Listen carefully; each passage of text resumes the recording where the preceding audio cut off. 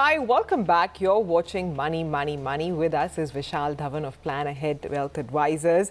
And we've been talking about the best way to sort of get started with your financial planning if you're in your late 20s or early 30s. So how do you plan for the future? Vishal, earlier we've already spoken about, managing expenses and other realistic aspects. But, one aspect which we can't ignore is also rising aspirations, right? So, a lot of these millennials, and I can't really fault them for, wanting to delay investing by, say, a few years, because they want to catch up on a bit of consumption, maybe gadgets, entertainment. Many of them are probably living alone for the first time. Many have moved to cities for the first time. So, I can't really grudge that kind of expense, but as well, we must keep in mind that, wealth creation takes time. So how do you manage consumption and the hope of wealth creation, at least in the early years? So very clearly, I think, many of us have also gone through that phase. You sort of start earning, you want to consume, you want to just display your wealth or your income a little bit so that you also feel happy because of that. So a lot of these things are very real emotions that a lot of people do end up going through.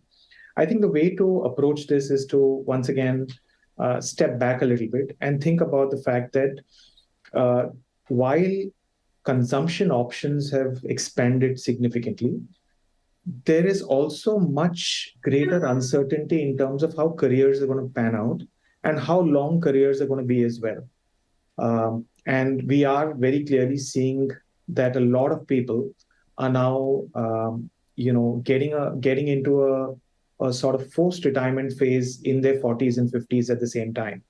And many, you just have to look around to see in the maybe the building complex that you stay in, maybe in your family, in your friend circle, you will see people retiring much earlier, not necessarily out of a deliberate choice. So what you want to do is, while you're thinking about all of this consumption, you also want to think on the other side that there might be much shortened careers that I have to deal with. And also because of the way technology is taking over a lot of spaces, you might also end up finding that you have to change multiple careers. And as you change careers, you will also have to keep spending on reskilling yourself in the whole process. So once again, the need to be objective here is very important, saying that, one part of what I can do with my money is spend it. The other part is I can use it to ensure that I can work longer, I can increase my income. So that sort of allows me to do things for a much longer period of time. The other side of it is that maybe I, take advantage of the fact that I'm young. I get the benefit of compounding. I can put my money away into assets which are riskier, because what happens is, while in the short term, the riskier assets can be very volatile, over very long periods of time, this normalizes. So I think you need to look at a lot of these things. And very, very clearly, I think you need to make a start. Even if you're saving a small amount of money and then investing it, I think it's a great way forward, and do it automatically. Don't try to make every decision a decision where you will say then that, oh, I never had time. I'm so tired on the weekends. I need some, space for myself, etc. Just automate the process. Let it go out of your account.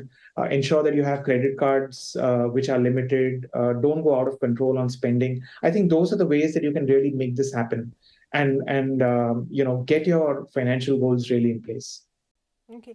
But, the other reality of our times is that there are any number of people now who are looking at careers, maybe in startups, or, there are any number of roles now where, it's more like a freelance kind of concept. There may not be regular salaries. A lot of people, may be accepting ESOPs or some other arrangement in lieu of regular salaries.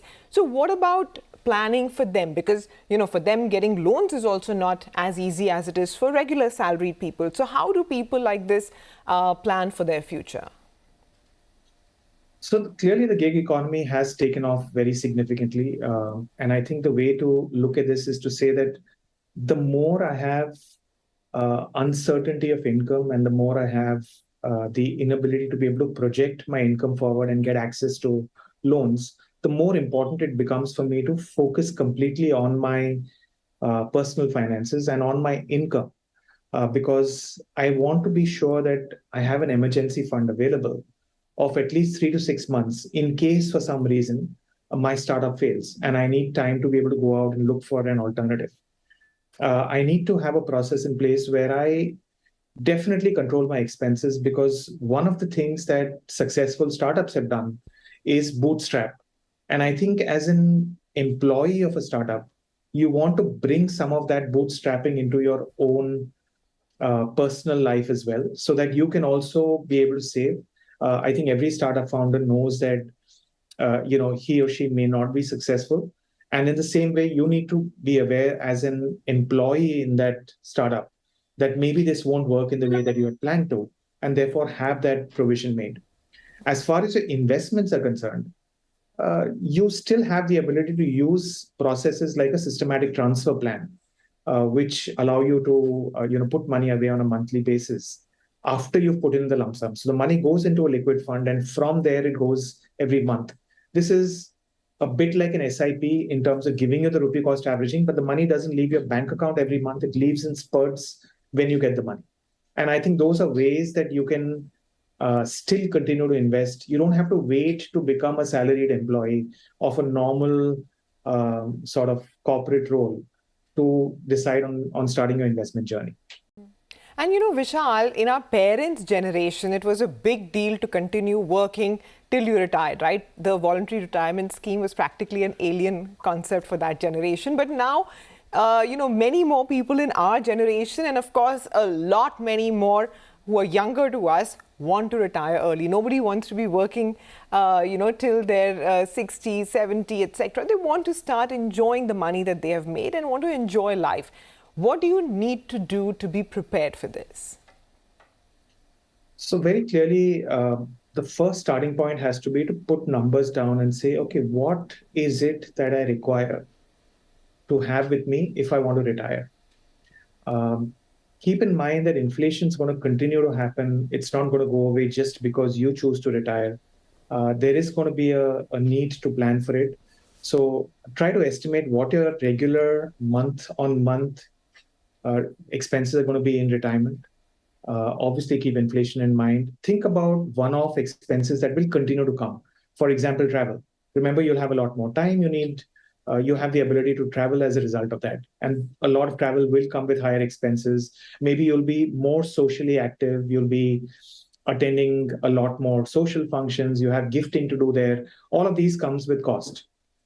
Similarly, there might be, even though you might be retiring, you still need to change your vehicle every X number of years. So what you need to keep in mind is, besides the regular living monthly expenses, keep in mind that you have these one-off expenses that will keep coming, plus the healthcare bit. Because one of the things that will happen inevitably to most of us is that even though we all want to retire early, one of the challenges with retirement very often comes with health insurance going away from your employer, the fact that your body starts to, slow down in certain ways, it starts to creak in certain ways, sometimes parts of it give way. So you want to be sure that you have enough money to be able to deal with that. And very, very clearly, the best way to do that is get the numbers in terms of what is it that you require, and then work with an investment plan to be able to get to that in a very diligent and disciplined manner. And Vishal, now for the real reason why we have called you, which is to pick your brains. We've understood the theory of how to go about it, right? But, you've would have helped, I don't know, any number of people now with their portfolios and plans, and also a lot of younger people. So therefore, any practical tips that you want to add from, your experience of making so many plans? So I think number one is, starting early. I think very often we hear this comment from clients, irrespective of the age that they come to us at, saying, I wish we had met 10 years or 15 years earlier. And that's one of the reasons why a lot of our clients keep telling us that, let's start working with my children right away. And I think that's the biggest sort of learning that we've had, that you got to start early. Warren Buffett's, followed so closely. And one of the statements he made was that, while he started investing at the age of 11, one of the things that he says in hindsight is that he wished he had started at 9. And therefore, I think the earlier you start, very clearly, the better off you're going to be. The second thing you want to be doing is very clearly take control of your finances. Don't be dependent on other people. Very often we find that we are always looking for other people around us to be able to take care of our money requirements. And I think it's very, very important that you take control of that. Even if you use a professional advisor, you need to lay down what your financial goals are. You need to lay out when you want those financial goals to get realized. You need to realize that my income is in my control. So the way I will reskill, the way I will work, all of that is controllable at my end. And of course, my expenses as well. So I think a lot of this holistic approach is very, very useful when you actually go out and think about the years that we've spent helping people get to financial freedom. The third thing that you want to do, and it's very, very important once again, is that let the tax structure of a particular instrument not dictate how you want to invest. The tax is an outcome of a gain that you make, and that gain is going to get taxed in a certain way today. It may get taxed in a different way 5 years from today, 10 years from today, 15 years from today. You have limited control on it. You need to let your financial goals decide what should be your investment strategy, not your tax strategy become the sort of driver of everything else that happens. And last but not the least, stay on track with your financial goals and your investments. What it means is you need to spend time to go through it, evaluate it. Are you on track? Has something changed? Is your investment strategy working in the way that you wanted it to? At least twice a year is a good approach to take. I think there's one of the mistakes that a lot of people make is they keep checking their portfolios day in and day out. It's not required. I think you want to stay to a plan. If you want to look at it once a month just to get an idea in terms of what's happening, that's okay. But get into a deeper review of your investment portfolio at least twice a year and review your financial goals at least once a year to be sure that you stay on track and remember why you're saving money. All right, Vishal, thanks very much for joining in with your very, very practical advice. With that, we'll wind up on this edition of Money, Money, Money and promise to see you again next week.